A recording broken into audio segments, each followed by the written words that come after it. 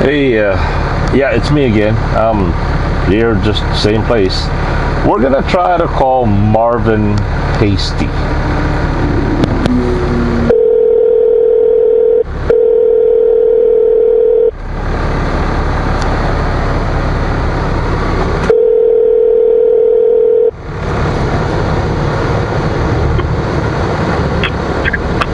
Hello, John. Hey, Marvin, you're on YouTube, by the way. Uh-oh. Okay. All right. Hey, everybody, Johnny Be Good here along with Marvin. Okay, Marvin is a very interesting story to tell. He's also one of the very nice gentlemen I've ever known. Marvin is a resident of Florida, and he's also one of my subscribers. And for some of you out there may have known that Marvin and I have met out there. Where was that, Marvin? In Orlando, right? Orlando, yes. Yes. Okay, Marvin used to drive the coach bus and delivers yachts, and for one of those $1 million yachts and $1 million buses and RVs, right, Marvin? That's correct. Did the RV thing. Yep. Now, Marvin's been watching my video and wanted to know about truck driving. So Marvin called me up one day. We met up, and guess what Marvin is doing now? Marvin, what have you been doing for the last year? Well, since January, I've been with WEL Company. My current truck number, 61050. It's 2016. And it's an exact copy of what you're driving. I feel very privileged to be at the wheel of this beast. Now, Marvin, let's back up a little bit. You went to truck driving school where in Florida? I went to truck driving school in Florida to get my commercial Class B upgraded to a Class A. Okay. Now, how long after when we met you went to truck driving school? You and I talked in July, I think it was, and I started school in August, and I went to work for WEL after the Christmas holidays in January. Wow, really? That's almost a year ago now, right? Oh yeah, it's the whole process this is the anniversary month. It's been a year. Wow. So Marvin, what was it like from the process of day one until where you are now? The orientation at WEL was very good. It was about a week long. And then at the Heritage Building in WEL, they have a couple of guys there that are tremendous. They've got lots and lots of experience in the refrigerated delivery and then the 53-foot tractor trailer delivery. And we went out driving with them for about a week, 4 or 5 days.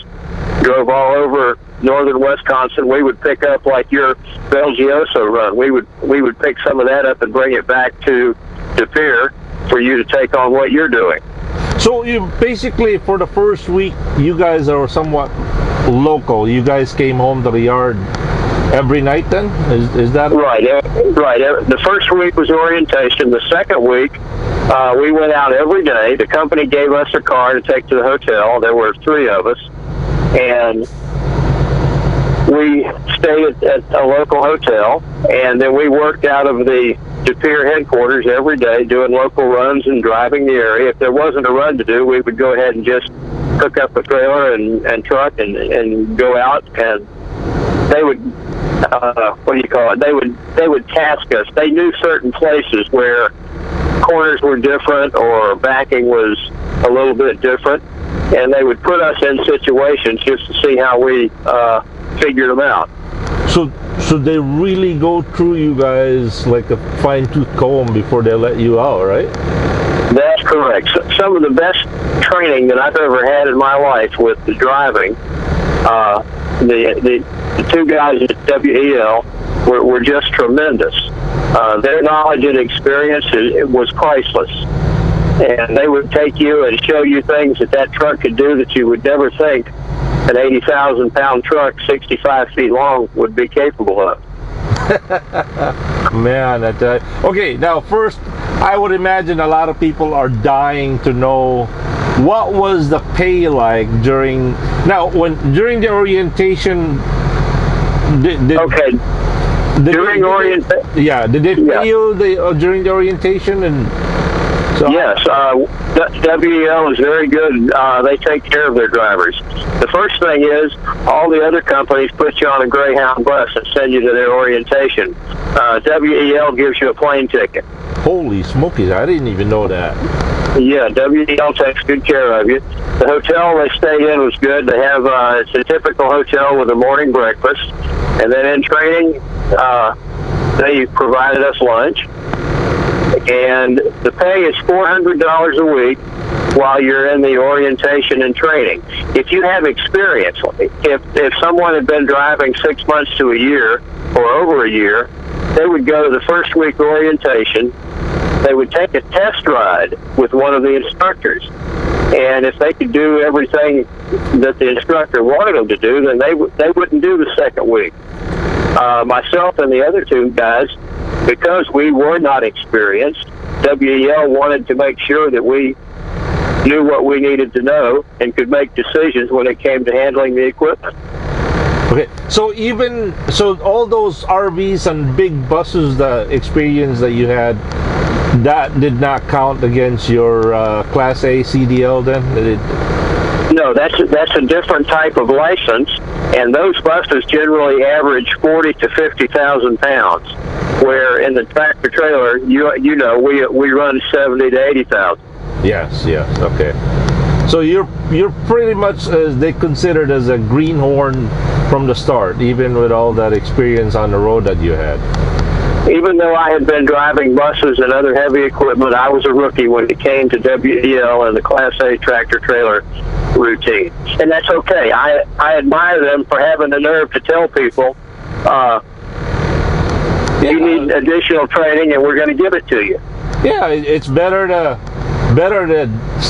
stop you dead on your tracks right there and give you more training than let you go out there on the road and next thing you know you have an accident and you end your career before even it began.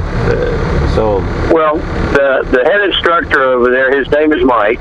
He's got lots and lots of years of professional driving, and all the weeks and all the deliveries and pickups that I've made for WEL this year, not a week goes by that I don't remember something, a trick or an easier way to do something than what it might look like, because of what Mike told me in the time that he spent with us.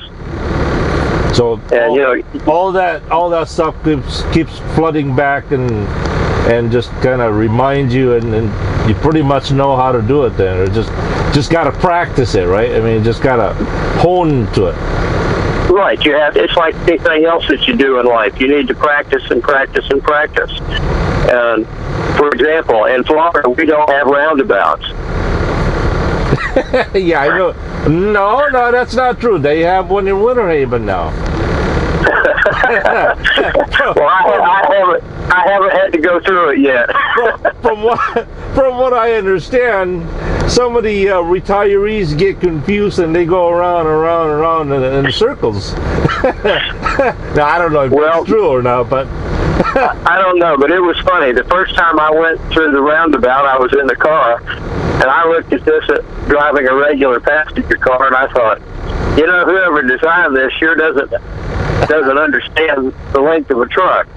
And about 2 hours later, I was going through it in a truck. And so a lot of neat things that you learn, a lot of things that'll help you out in the future. I'm honest with people. Does WEL have problems once in a while? Of course, every company does. Every company does, yes. But they treat their drivers right. I had a family issue where I needed to get home to take care of something that was vitally important. And they shuffled things around and got me home, and I took care of the things that needed to be, and I called them back. I said, okay, guys, where do I go? I'm ready for my next pickup. I was just talking about that this morning, Marvin, as I've been feeling a little bit, drained, and I've been feeling a little bit. Somebody offered me a different job somewhere else, and I came to realize, instead of leaving well, why not work with them? Why not try to, improve the situation instead of jumping off ship? And I know them that they're willing to do that, But sometimes we do get lost in the shuffle because they've got over 500 drivers, So I don't know how many. Yeah, I don't know how many drivers we've got, but I know it's a lot. I was flattered by one of our customers that I've done 4 or 5 loads for. The last load that I took them in Philadelphia, the boss of that company called me in his office and offered me a job. And I told him, I said, this isn't something that I can tell you yes or no on. I said, number one, it's not my truck. It belongs to my boss.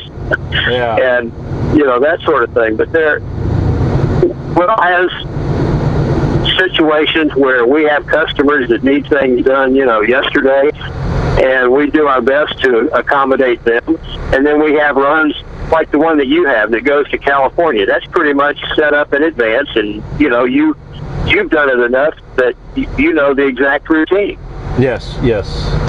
And so we have both types of situations where we have drivers that are doing a routine run, and then we have drivers like myself. I'm loading right now in Lebanon, Tennessee, and I'm going up to Toma, Wisconsin. Oh, okay. You're going to Walmart. Yeah. Yeah, I'm going to the Walmart distribution center. Yep. And, I've done that about 4 times in the last month and a half.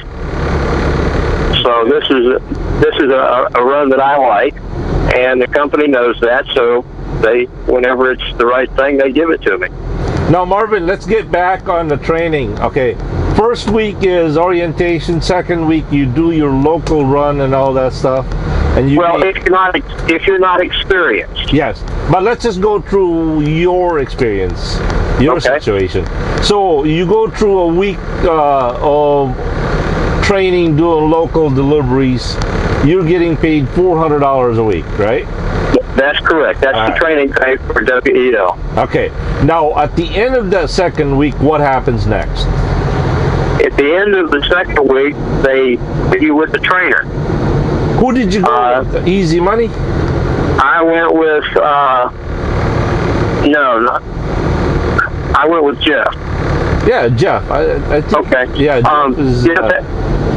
Jeff has a T680, just like you and I are driving today. Or I think Jeff is called Cold Cash. Cold Cash. Yeah, correct. Yeah, that's right. Cold Cash. If anybody wants to look at Jeff's video, he's on Cold Hard Cash. Cold Hard Cash. Okay. Yeah. All right. But I went out and I spent 10 days with Jeff. I think it was 10 days. It was at least a week that I went out, and we took our dispatches from the driver manager, just like every other driver, and we went all over the place. And some of the things, he had a checklist of things that he was supposed to check me out on. For example, up and down Mont Eagle grade in Tennessee, going to Atlanta. Yep. That's a big deal for WEL because we have a lot of runs that come from Nashville and Indianapolis that end up in the Atlanta area. Yeah. So, and 10 days. Well, that I would have guessed it was a couple of weeks or at least a month or so. That's a variable situation. What that is they'll assign you to your trainer, and then the trainer makes the judgment call based on what you're doing. Like if you were to go out and have trouble controlling the truck, he would want to spend more time with you. If you went out and you were having trouble backing up to a dock, he would obviously want to spend more time with you. Okay, so it really all depends on how fast you progress. Right, it's up to the individual. They don't. That's another thing that WEL does that I like. They don't put a hard and fast timeline on it. Yeah. If you need an extra day driving city traffic, for example, they'll give you an extra day. If you need an extra day of backing up to a dock, they'll gladly, give you the time to polish the skill because they want, number one, they want you to feel comfortable, but more importantly, you've got to be able to do things to help our customers. Yes, yes. Now, okay, once you graduated, what was that like to be on your own? Was that pretty scary? No, it wasn't scary to me. I was prepared for it because the heavy equipment wasn't new to me. I'd been in the buses and that sort of thing, and I had been comfortable enough with Mike and Jeff driving the T680. I'm a big fan of the T680. That's one of the reasons that I chose the Well Company. When I was doing my research, I wanted to know about equipment. And a lot of companies will give a nice truck, but call them and ask them, do they have one for you? And most of them don't. Yeah. And I can say that Will promised me a T680, and I started out in an older truck, and I drove it for the first month, and I'm glad I did because I got to understand the differences in the equipment. And they moved me to a 2014 Kenworth, and unfortunately that one had a mechanical problem while I was here at the headquarters. And the problem appeared on Friday afternoon, and Saturday morning they put me in my first T680. Congratulations, Marvin. I'm really happy for you, man. That's a very. You know, I was really proud of that first T680 because that was a truck that I really, really liked. Kenworth had let me drive a prototype T680 back in the summer when I talked to you back last July. Yeah. And you know how the manufacturers do when they have a demonstration that they'll let you use one. It's got all the tricks and all the bells and whistles on it, you know, and all the shiny stuff, and they really make it snazzy. And it was amazing. We have a guy that handles the drivers and driver issues. His name is Dave Walker, and I went to Dave and I told him, I said, you know, you guys promised me a T680, and I said, there's one sitting out there that nobody belongs to. and he started laughing, and the joke was on me because a few minutes later he handed me a piece of paper with my name on it. He said, that's because it's yours. Yeah, man, that guy's pretty cool. Dave Walker and Sherry, they're a couple, and those two guys, they've been with the company for a very long time, and you know, as I always said, I said this morning, these guys are family oriented.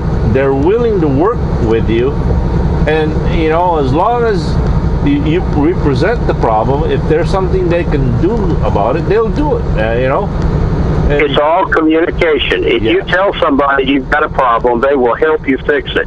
If you sit there and be real quiet about it or don't say anything, or maybe you're embarrassed about it, who knows? But if you don't tell anybody, then they can't help you.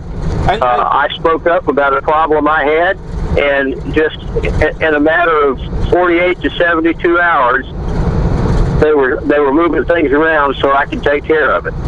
And I fell into that category. I've been very quiet, very patient, and I'm the kind of person that I don't want to exert myself into someone, and I'd rather just let them deal with the problem until they catch it. But it didn't work out that way, and all the time I was griping, and I was having all this personal feelings of neglect, and yet they didn't even know that problem existed. So how can they know to fix the problem if they don't even know that it exists in the first place? You know. That's right. It's just like driving. If there's something you need to do and you don't know how to do it, speak up, and about 4 or 5 guys will show you what you need to do. Yeah. Just the truck that I'm driving right now, we had another driver that was given this truck. It has the select shift, auto shift transmission in it like you have.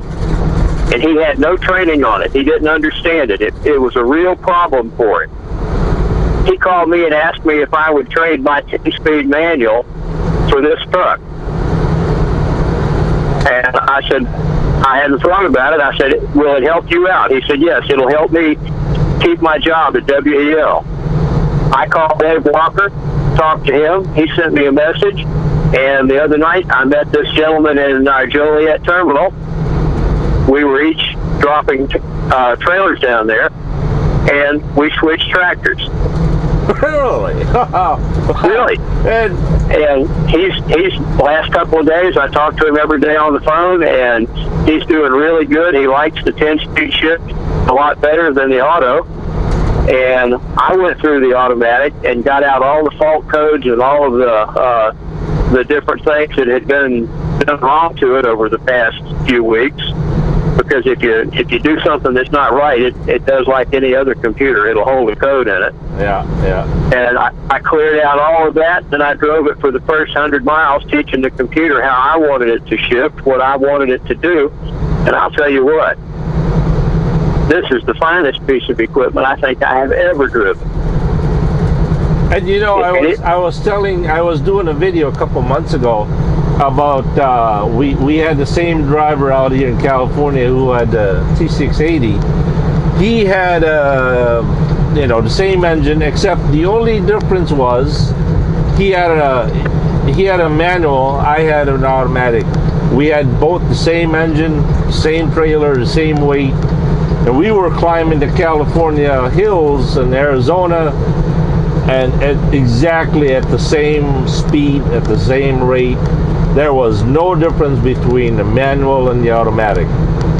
Everything that you use in the manual transmission, when you go up to 1,500, 1,600 RPM, and when you know that you've got to drop 300 or drop 600 RPM, depending on the gear, all the things that you know about the manual applies to the automatic. Yeah. And most people think automatic, you just put it in D for drive like you do your car and you go down the road. But that's wrong, because you can shift the gears up and down yourself. You can train that transmission when you want it to shift. Sure. Now, Marvin, my question is, what was the most shocker to you when you became on your own and now that you've been in the first year of trucking? I mean, what was the myth that you thought it was and it wasn't, or it was and it isn't? I mean, what was I have two impressions in my first year. One of them is about the time that we spend at the customer. A lot of people don't realize, they see us riding down the road and they think that's what we do all day. They don't realize that we have to service the vehicle and do a lot of things. Also do things to stay safe, but that we spend a lot of time. It's like the location that I'm at today in Tennessee. I've been here since 10 o'clock this morning. Yeah. That's a long time to drop one customer's items, and then go around to another building on the same property to pick up a second customer's items. Yeah, I came into the same situation today. I showed up too early. I showed up 2 hours early on my appointment, hoping I'd get empty, and then so that way I can get reloaded. Instead, it took them 4 hours. I was at the shipper or the customer for 4 hours when they got me unloaded, and that lady over there kind of yelled at me for showing up early. Last time she yelled at me for showing up 5 minutes late. Well, I always call. I called this company this morning, about 9 o'clock, or about 8:30 to 9 something, and I asked them, could I come in early and would they have a door for me? And they said yes, not a problem. So I called them and I followed their instructions. It's just this afternoon, with it raining and other things, I think things have gotten off schedule a little bit. Yeah. All right. Go back to what you were pointing out. Okay. The other issue, and it still bothers me today, as you know, we have a lot of fellow truck drivers that just fly down the road. it's amazing to me the speeds that some of these guys will do. Yeah. In Indiana, for example, in Illinois, in a construction zone, it's 45 miles an hour. Oh, they'll go to 70. Oh yeah, I see them coming and move over a lane and give them room, and man, they pass me like I'm sitting still, and I'm doing the exact speed limit, and then 2 miles up the road, they'll be sitting up there with a state trooper getting a souvenir. yeah, the autographed award. Yeah, it's just amazing that people don't pay attention and look at their surroundings. All right, I've been asked this question this morning. Okay. The question was, what can they expect for the first year as a rookie, gross-wise? Anywhere from 38 to 42. 38 to 42,000 on your first year. On the first year. And the reason it's a variable is it depends on you. Yeah, it depends on your lifestyle. When do you want to come home, or how often do you want to stay out, how long? And that's correct. It depends on how.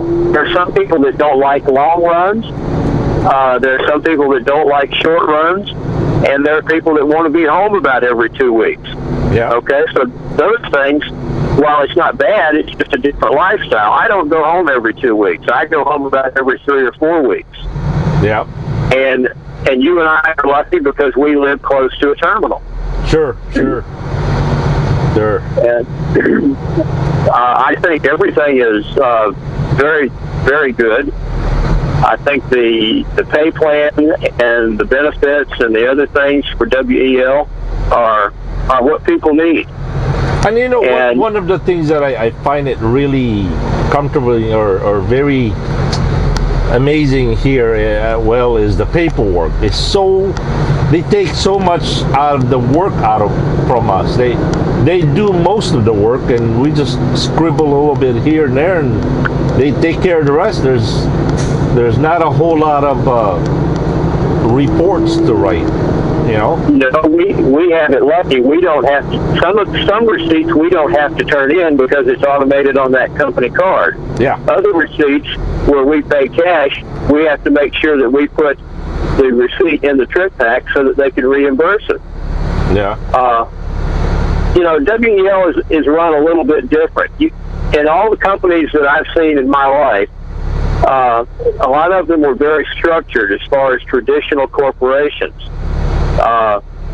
Bruce, the chairman, one of the gentlemen that started the company, I talked to him when I was in De Pere on Monday morning. He came in and there were two of us there, and he says, what's going on? I said, well, we're just making up some coffee. And he says, well, I know the guy that's got the coffee. And he was talking about him. He had it.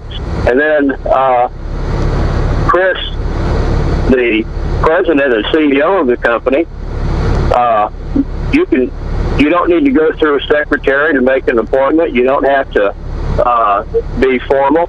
If you're walking down the hall and you see Chris or any of the other managers and you need to ask them a question or you want to make a comment about something, feel free to. Yeah. You know, I was telling them just this morning about Chris, that Chris had to start from the bottom all the way up. He had to learn the what Wayne does, the mechanic, the shop. He had to learn the shipping, receiving, booking. He had to learn safety, payroll. Well, see, that's the way companies were managed and groomed 20, 30, 40 years ago. If somebody was going to eventually be the boss, they started them at the bottom and they made sure that they understood every department. Today, somebody could be the president of a company, and that can be the first time he's ever worked in that company. Yep. And Chris is not like that. I think he started from sweeping brooms in that company, and I think he worked real hard to where he got right now. Well, I've got nice things to say about every department. I mean, it's just amazing the support that the drivers get. I mean, we've got a 24/7 telephone number we can call and talk to a real live person. Yeah. Now, Marvin, have you ever came to a point where you were kind of discouraged and a little bit in the bridge of quitting or doing something drastic? Have you ever come to that point sometimes? Of course. There are things that may not be going right, or when you realize at 10 o'clock at night the information that you've been given is all wrong. There's not a lot of recourse in it, but you just have to make an intelligent decision. Yeah. You know, there have been situations where I was not comfortable, and I made a telephone call, and people at the company set things right. You know, I am so guilty of that in so many times that I get so flustered and so frustrated that, man, I want to just walk. I just want to get up and walk away and just forget it. And I am so glad that I don't, because not soon after that things does get better. And my point is, in this kind of business, if you get frustrated, and every time you get frustrated and you quit, man, you don't belong in this industry. You know? No, you have to be a patient person, and you have to realize that when we get behind the wheel of the truck, we're not just going down the street or across town. We're going to cross several states probably. Yeah. So we've got to take a deep breath and relax and focus on what we're doing. You know, look at my position. When I came to WEL, I had gotten all the licenses together. I've got licenses that I don't even use at WEL. I've got my hazmat, my tanker, my doubles and triples, all that sort of stuff. But I chose WEL not for all those other reasons, but for the equipment that they have. I mean, they bought 100 trucks this year. They bought 100 trucks last year. And next year, in 17, they're going to buy 100 more. Yeah. They're going to replace 100 trucks a year in their life cycle. Oh, and wow. so that tells me that they are not afraid to spend the money it takes to keep everybody safe, to keep everybody comfortable. Yeah. And, you know, if you go to most any trucking company in the United States, you take a person like myself that's an entry-level, first-year, rookie, whatever title you want to hang on me, okay? I would never be sitting in a brand-new T680 worth $150,000, $160,000. Yeah, that's true. It just wouldn't happen. And another thing too, Marvin, that I would like to point out is, you know, when it comes to paycheck, if you live on a decision that when your paycheck is bad this week, then you're gonna quit, or the next week, I mean, you can't do it. You gotta look at your overall yearly income, your overall gross. Because if you look at it for a paycheck standpoint of view, you'll go nuts. You'll go bananas. Well, let me tell you what I did last week. I didn't get a paycheck. Yeah. I got $600 last week. Yeah. Well, no, I got zero last week.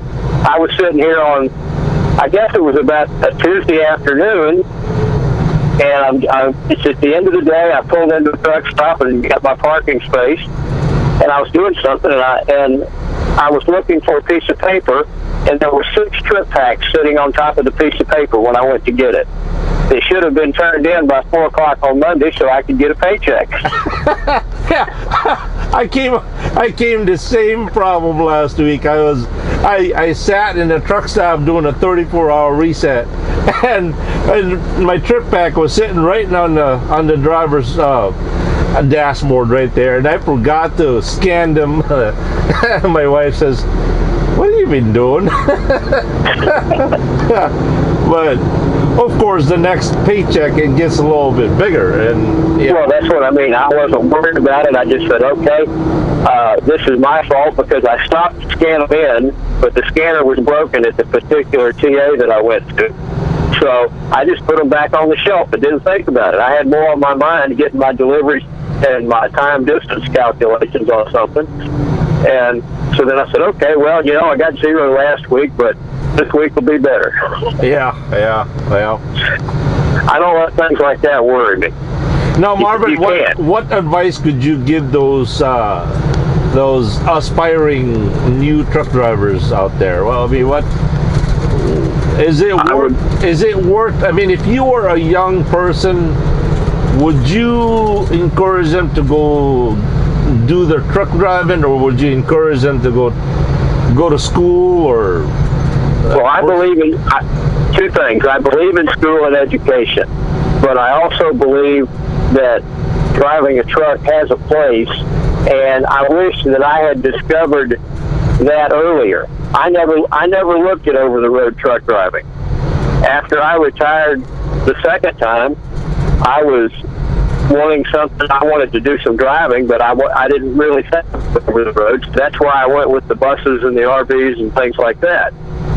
And I wish that I had known somebody. I mean, when you think about it, I don't have Facebook and all the different social media things. I don't very much look at YouTube except for you and a couple other people. And all of a sudden, I discovered your channel on YouTube, and you were telling the real story. Like a lot of people do. You were just showing the everyday, day-to-day routine, and it looked interesting.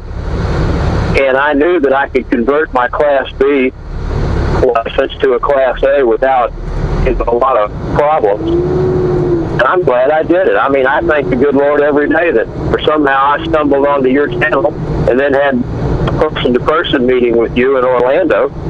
And, that's what put me out here with it, Marvin, stories like that, it just reaffirms and confirms that I'm not wasting my time out here, and so it's really cool.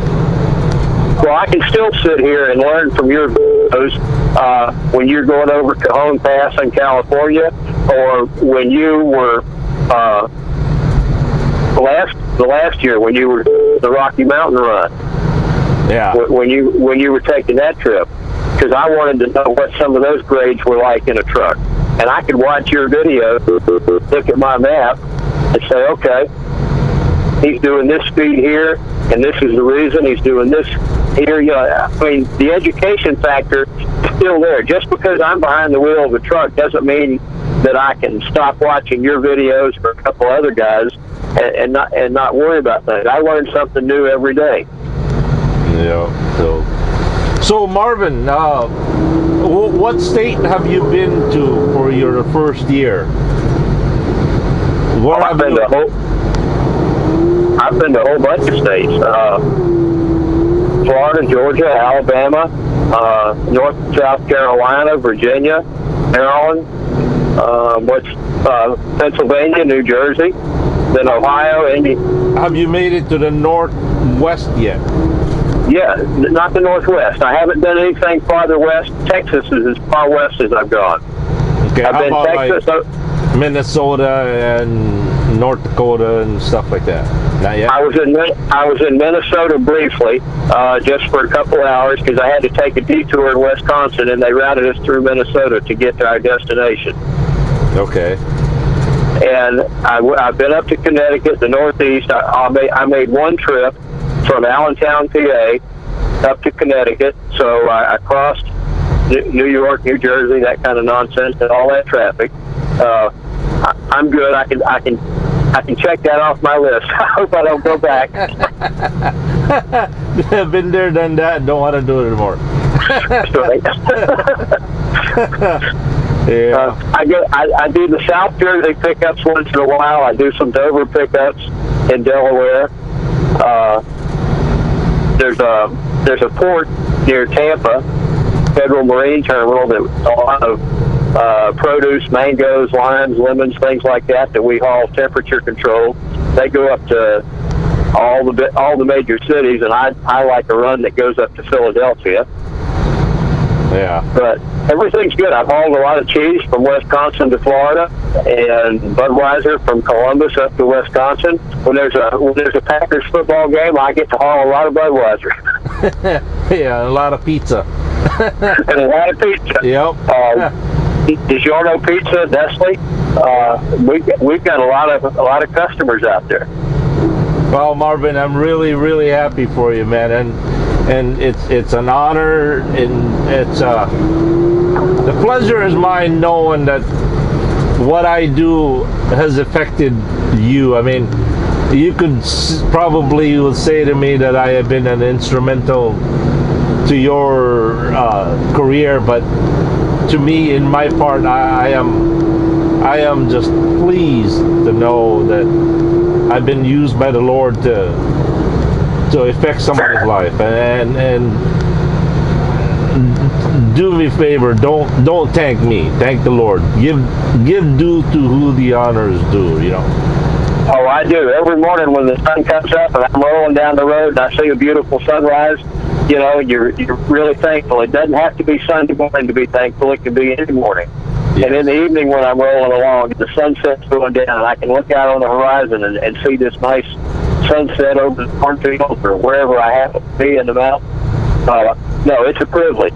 Yes, I like to park up on top of there's right up at the top. Yeah. And a lot of times I'll land a run. I'll end my day on top of Mount Eagle, and then start out about 4, 3, and 5 o'clock in the morning and get my run into Atlanta before traffic gets too heavy. Yeah. Did you know there's a Chinese buffet up there in Mount Eagle? No, I've never been there. Yeah, there's a. Okay, you know where the Loves? Oh no, that's not a Loves. That's what is that? What? There's the Hess. Yeah, there's the Hess. Yeah. If you keep going deeper in, about half a mile, they'll be on the left. Okay. Yeah, there's. I'll look for it the next time I'm up there. They got huge truck parking, and they're really, really good up there. And if that is if you like Chinese food. But well, that's what I do. I keep notes on things in my map book. I use sticky note sheets. Yeah. And if I find a good truck stop, I list it. If I find a terrible one, I put a red X on it and don't ever go back. And I do the same. I do the same with the restaurant. I put a little highlight on my map and a note. But if it's a bad one, I'll put a red X on that and forget it. No, I feel really blessed and fortunate because every day is different. And, you know, I watch your videos. About every 3 or 4 days I get a chance to decompress a little bit. And I crank up JBG and I look at the videos. And I often wonder, you know, when here I'm a retiree living in Central Florida and you're driving out of a Wisconsin company, and the good Lord put us together for a reason. But it's been very good for me, and all I can ever do is say thank you for the honesty and the integrity that you showed, because I had people telling me, hey, you're not going to get honest answers to stuff. People are going to, they're going to dress it up. They're going to gloss it up. And I said, no. I said, I met a guy that tells it like it is. And I said, every question I've ever asked him, he's given me an honest answer, whether it was a text message or a phone conversation or a meeting in person. Well, Marvin, I'm honored, man. Thank you. Anyway, Marvin. Well, I had a really nice conversation with you. So, talk to you soon. I'll talk to you soon. Be safe out there on the road, John. All right. Thank you, Marvin. Bye-bye. Thank you. Good night. Yeah. Hey, everybody. That was Marvin Hasty. One of the nicest, most positive guy you'll ever meet. And notice the word positive. It's just something that you need in this industry. Just if you're coming over here all doom and gloom, you might as well pack it up and go home, because there's enough negative waves out here you don't need to contribute to it. All right, boy, look at that, 45 minutes or whatever that time was. So I hope you guys found that to be helpful for those of you who are thinking about coming on to the truck driving industry, and we'll catch you later. Johnny Be Good here. Have a good and godly day, everyone. Marvin, you're world class, man. Thank you. All right, peace.